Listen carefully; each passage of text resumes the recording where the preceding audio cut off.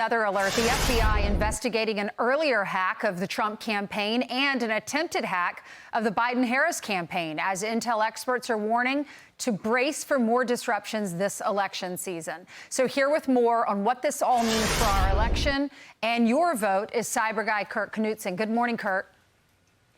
Hey, Ainsley, good morning to you. The Trump campaign alleging this is the Iranian actors that are going after his campaign at this point.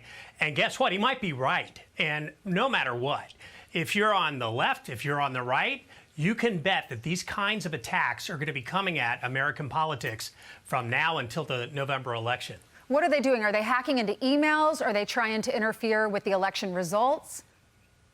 I think any way they can get in, and in this particular case, they apparently got a hold of an email list and including documents, one that included the vetting of Vice President candidate Vance, and at that point it was marked personal and confidential, clearly should not have been in the hands of anybody else.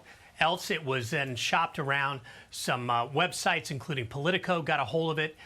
This is the kind of information no campaign wants out there. It makes it unfair out in the political landscape. And at the bottom line here is, just like you and I at home, just like corporate America, just like government agencies, when you're a campaign, you got to lock your tech down.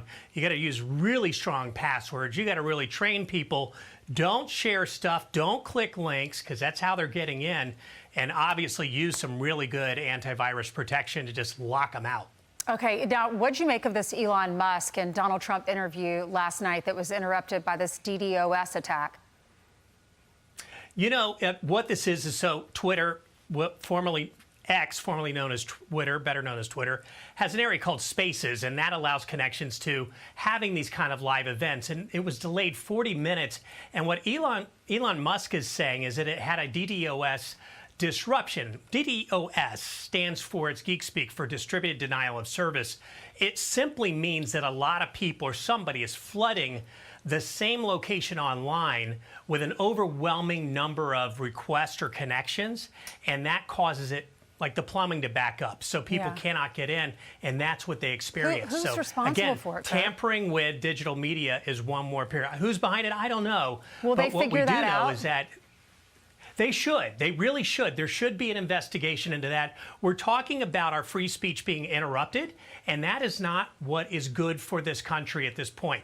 Everyone should have the right to speak without interruption, and there should not be cyber actors that are going online that are interrupting that speech, period. Well, I'm glad they figured it out. Figured it out pretty quickly. If that happened to me, probably to you, you'd figure it out quickly, but I would just give up. But thankfully, that interview went on about 30, 45 minutes later. Thank you so much, Kurt, for coming on. It did.